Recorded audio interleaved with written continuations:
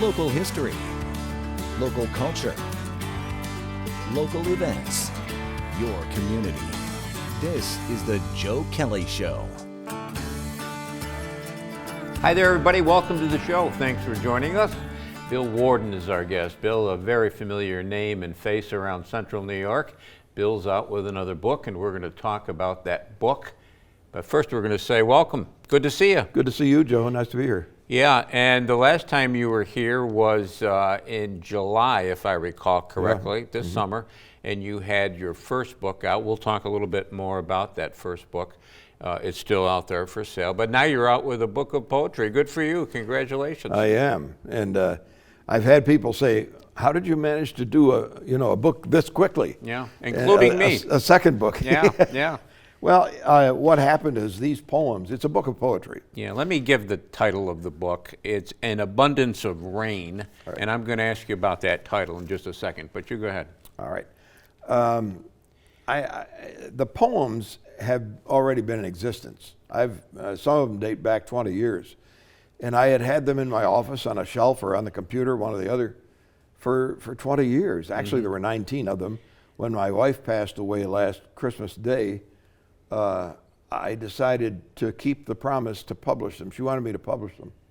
And so I said, all right, I'm going to publish these.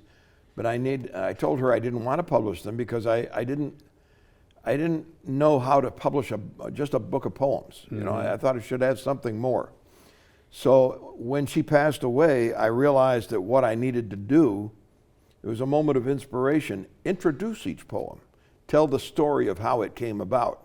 And so that's how I ended up writing the book. And so it's a promise kept. Yeah. They've been around for about 20 years, Yeah. and she was after me to publish them, and that was it. Yeah. And her first name was pronounced Jana? Jana. Jana. Jana. And Jana, that's we'll talk a little bit more about that. And that's the first book, A Kansas Love Story.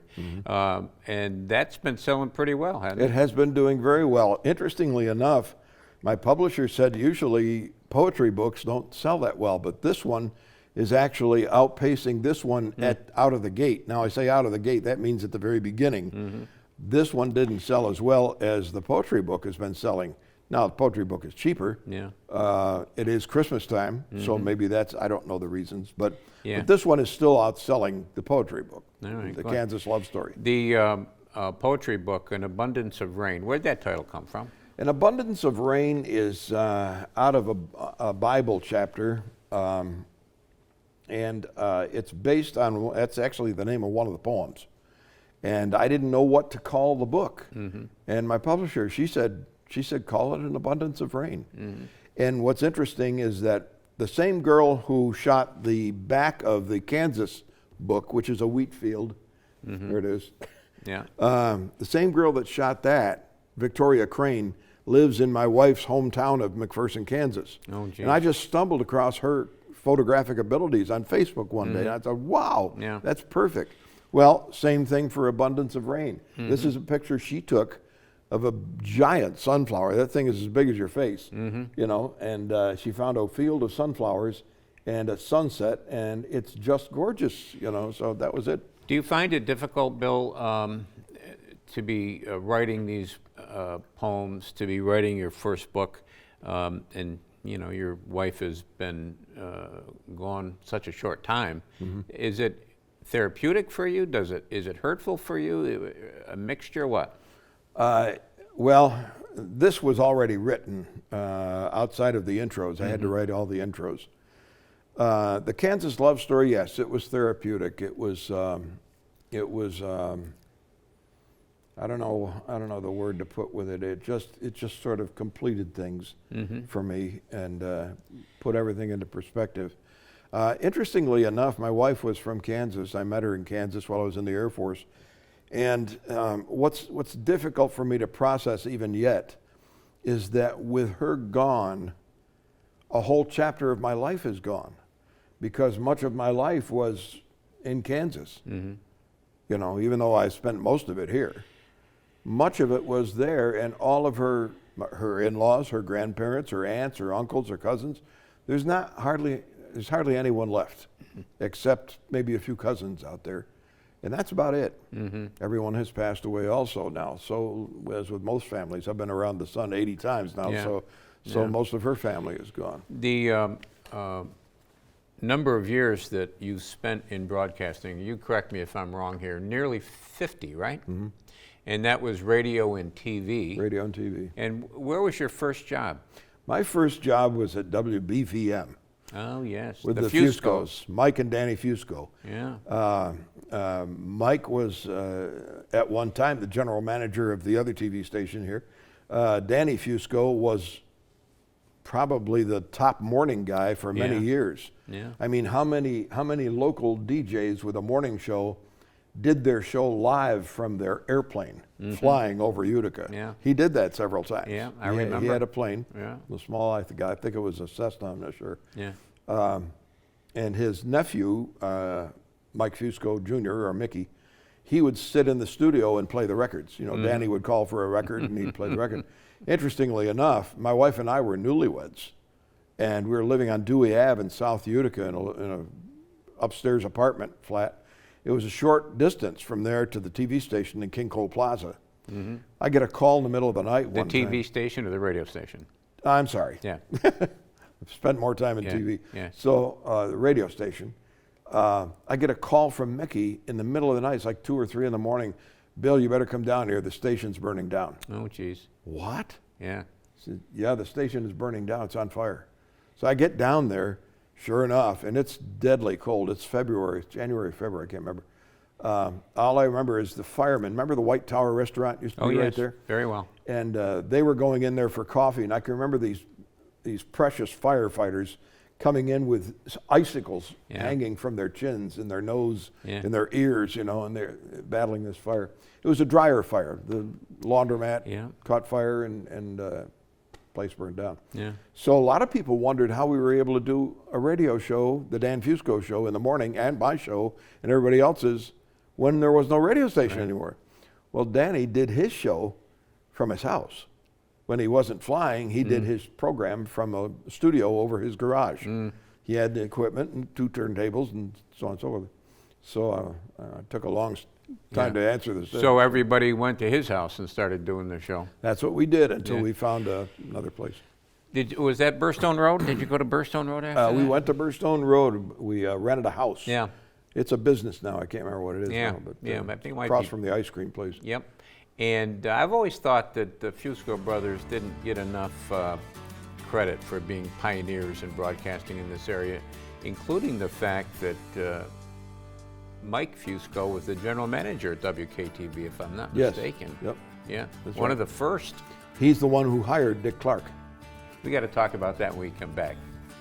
And we'll be talking about the book, too. An Abundance of Rain by Bill Worden. Short break, right back.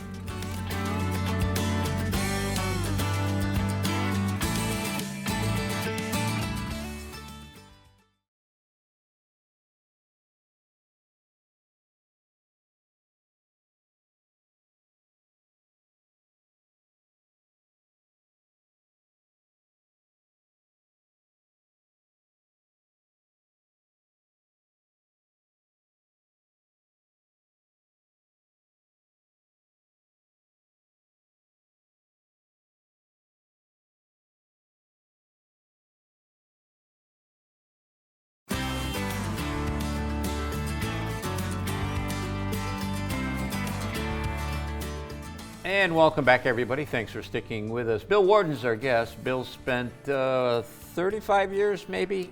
At WKTV, yes. Yeah, 35. Okay.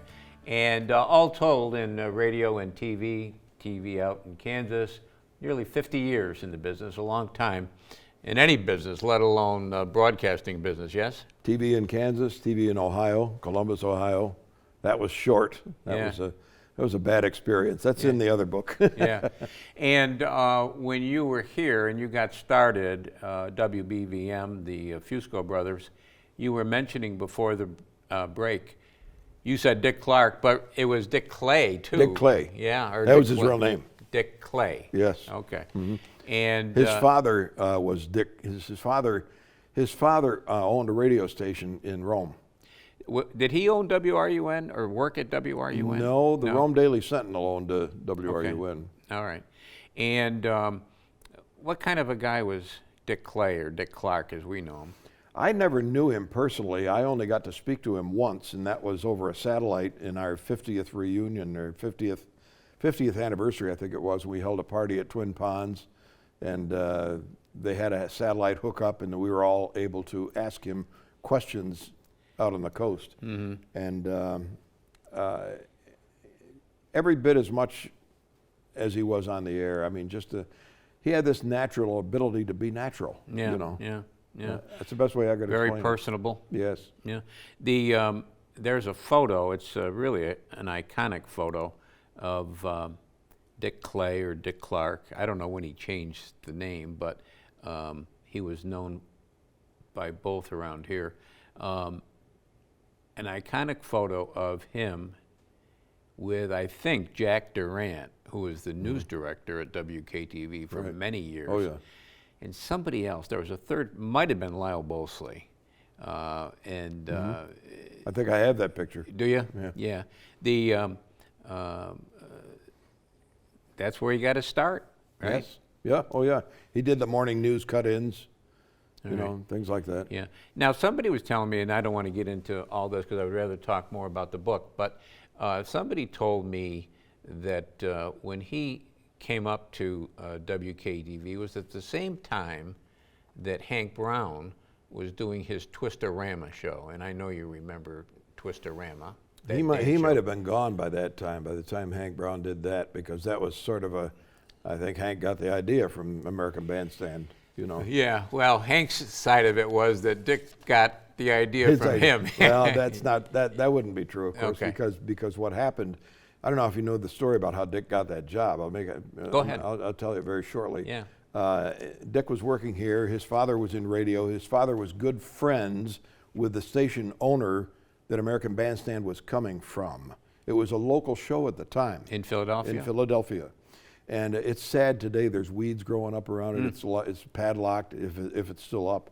But at any rate, so what happened is they were doing American Bandstand, and the host of that show at the time, it might not have been called that name, but it was the show. Mm-hmm. And the host of the show got involved with one of the young girls that was dancing on the show, and it was a big scandal and so on, so they fired him. They needed somebody to replace him.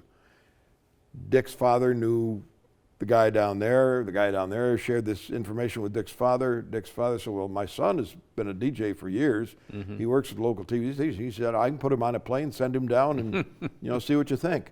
So they did that, and they liked him immediately. ABC had an option to pick the show up after 6 months. Dick did the show for like a month, and that was it. Mm-hmm. ABC said, we're taking the show, and the rest is history. Yeah. Just a couple other questions about those WKTV years. The Fusco, or Mike Fusco was in at the beginning, and didn't you work with some of the on-air people that were there right from the start? And when you started your career, weren't some of them still there, like Jack Fredericks? And Jack was there, Lyle was there. I worked with Lyle until he retired, and probably, I don't know how many years, at least 3 or 4, maybe more than that. It's been a while now, but I think those were the only two. Was Lyle Bosley as easygoing in real life as he seemed? Very much so. Yeah. Just an absolute gentleman. His favorite thing was crossword puzzles. Mm-hmm. In the newspaper, he would do the crossword puzzle every day, and that's what he did. He would sit there in between his weathercasts, and he'd have his folded newspaper in front of him, and he'd always be like that, and he'd be working on his crossword puzzle. There was one other man. He just passed away recently, Bill Pappas. Oh, yes. Bill Pappas was eventually an engineer. He might have always been an engineer, but when I knew him as a young boy, Bill Pappas did sports. Oh, I didn't know. He was a sports guy way back in the early 50s, mid-50s. I see his daughter at all the hockey games. Yeah, Diane. I gave a speech not too long ago at the Landmark Society, and she's an officer in the Landmark Society. Bill and his wife are just super people. I mean, I used to run into his wife every time we went to the election, because she used to work down Yeah, and she North was Utica Senior secretary Center. for former Oneida County Executive Bill Bryant, too. Yeah, Yeah, yeah. going back. In any event, tell me where the book is for sale. How can people get it? It's on Amazon, the same as the other one. It's for sale on Amazon. And this coming Saturday, we held, well, actually, at the taping of this, we held a book sale yesterday and a book signing. And what we're doing, when we hold these book signings, this is $14.99 on Amazon. This is $5.99. If we do a book signing, we'll sell this one for $10 and this one for $5. Okay. So we discount them slightly for the book signing. Of course, there's no charge to sign them. Yeah, yeah. But Do you enjoy that part of it? I do, because I finally get to meet people, you know. When I worked at the other station for years, we had a company called Maggot, which are counselors that come in and tell us how to perform on television. Well, they never called me in, you know, and I would ask the bosses. I said, they never asked me to come in. He said, you don't need to go in. Oh, okay. He said, which was a wonderful compliment, Yeah, you know. yeah. And then one day, one of the Maggot counselors came out into the newsroom, and I hadn't talked to any of them, and this woman came out, and she walks up to me. She said, are you Bill Worden? I said, yes. She said, how do you do that? I said, how do I do what? She said, how do you come through the television? Oh, okay. Because it's not a television camera. That's somebody's living room. I'm talking to somebody. And they don't see the cameras, they don't see the lights, they don't see the microphones. Well, I guess they can. But by and large, you're talking to people. And a lot of the young people that come in, you know what bothered me? When the younger ones started coming in and they called a newscast a show. It's not a show, it's a newscast. You're informing people of things that happen during the day. If it's a show, I'm gone. Yeah. You know? The state of news today, are you happy with it? Not at so all. happy? No. Not at all, no.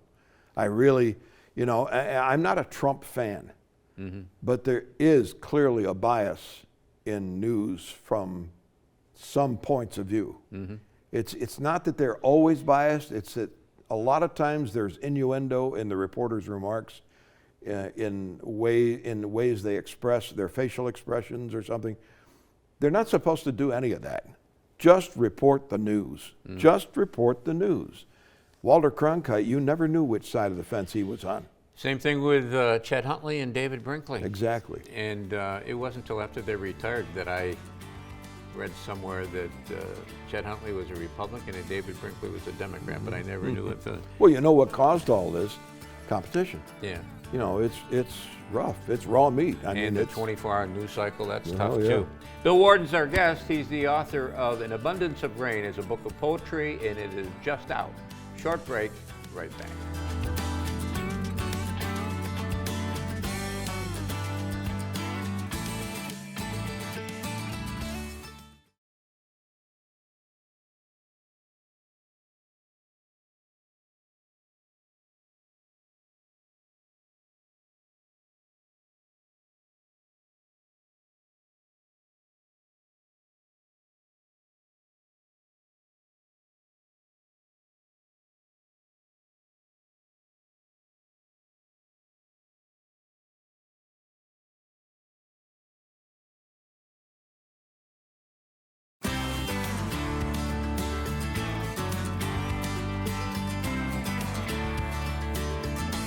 And welcome back, everybody. Thanks for sticking with us. Bill Worde is our guest. Bill, longtime broadcaster, radio, television, nearly 50 years, 35 of which he spent at WKTV, retiring in 2012. 2012. My wife actually retired the day before her birthday, November 29th, 2012, and her birthday was November 30th. And my wife was often to say, you were there 35 years, 3 months, 2 days, and you know, she had it down to the hours and stuff. So December must be, I mean, December can be an emotional time for most people, but for you it must be quite the emotional time, yes? Well, this is my first time around. I have my moments. I mean, Yeah. I'm sitting in a house alone. I'll be very frank with you. I don't have a girlfriend. Yeah. You know, I don't have anybody but my family, my kids. Yeah. And I'm not looking. You know, so. Yeah. Is your son still doing camera work? No, my son actually is an executive with Millennial Housing Corporation. They own more housing units in the United States than any other company. Didn't one of your sons? Cleveland and Chicago and Miami and. Didn't one of your sons do some camera work though? Oh, you're thinking of my. Well, Bill did for a while, Yeah, a short while. Because I think when we did the Boilermaker coverage up here, I think he was on that crew. Yeah, and my grandson Nicholas, his son, I believe, also ran camera. Yes, he did run camera for WUTR. Yep. Yeah. The poems, there are 20. 20.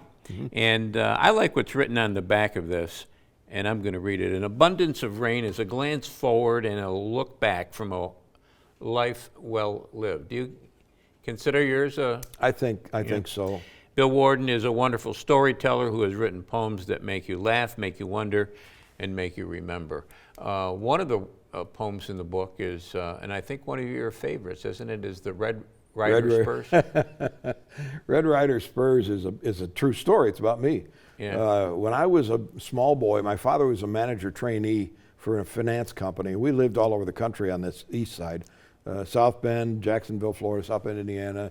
I got to meet Jack Landry. I don't know if you ever look up Jack Landry. He was part of the football team from Notre Dame that still holds the record for an unbeaten season. That team had an unbeaten season. They never lost a game. And Jack Landry, I believe, is still alive. He's got to be almost 100.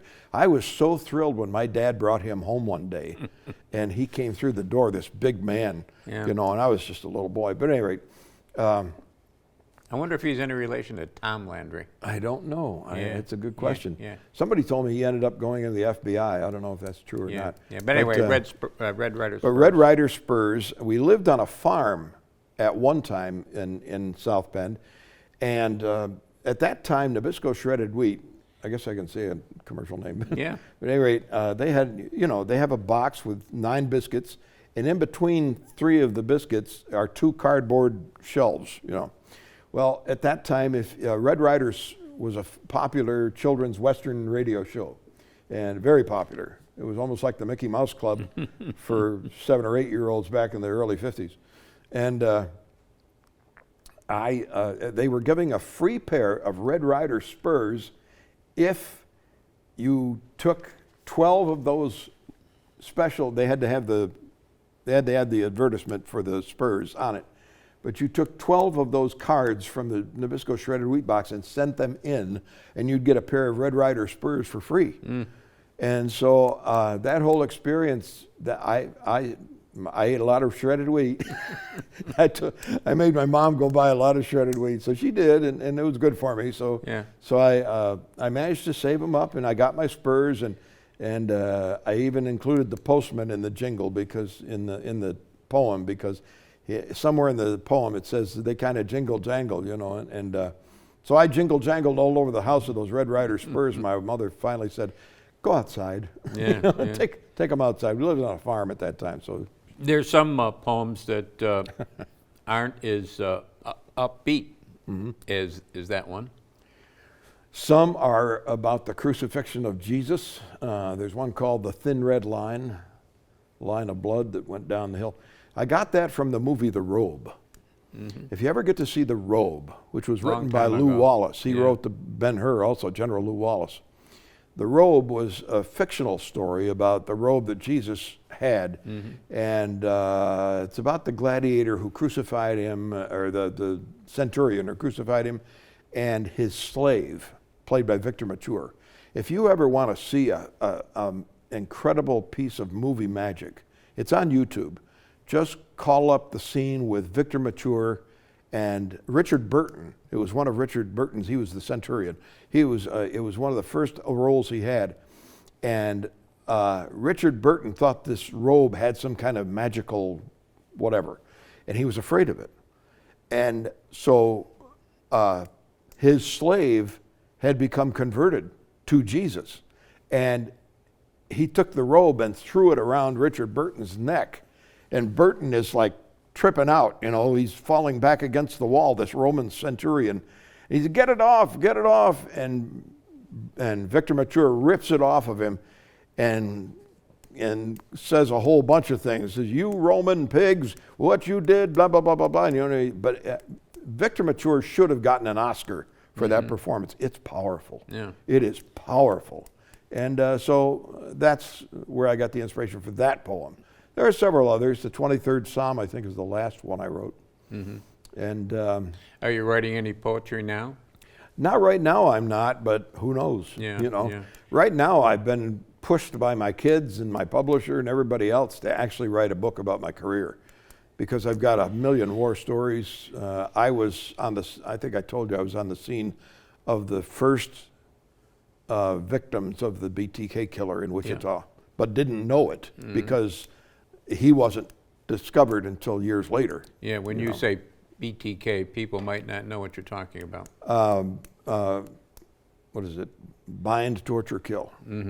That's what he called himself. Yeah, and that killer was? You know, I can't remember his name now. And just went out of my head. But he was a worker in Wichita, and he'd gotten away with this for years. Yeah. I mean, I did not know this. Joe, I did not know this until years later when I was working at WKTV, when it came out. So what do you think about the people that are pushing you to do a third book? Possible? I'm already taking notes. Yeah, I'm already taking notes. I mean, I've interviewed, I have 4 pages of famous people that I've either corresponded with or interviewed. And Ray Bolger, one of my favorites, the Scarecrow from The Wizard of Oz. That was an interesting story. Did a whole interview with him. And I said, "Are you still dancing?" "Oh, are you kidding?" And he stood up and he did a little scarecrow thing for me, and the cameraman wasn't rolling. Maybe, oh geez, maybe you'll come back and tell some of those war stories here. Maybe. All right, good. Thanks for coming in, appreciate it. Thank Good you luck for having with me. both books. Thank you so much. That's going to do it for us this week. We'll be back next week. We'll do it all again. Don't forget CNYHomepage.com, lots of good stuff there. Until next time, take care of yourself, everybody.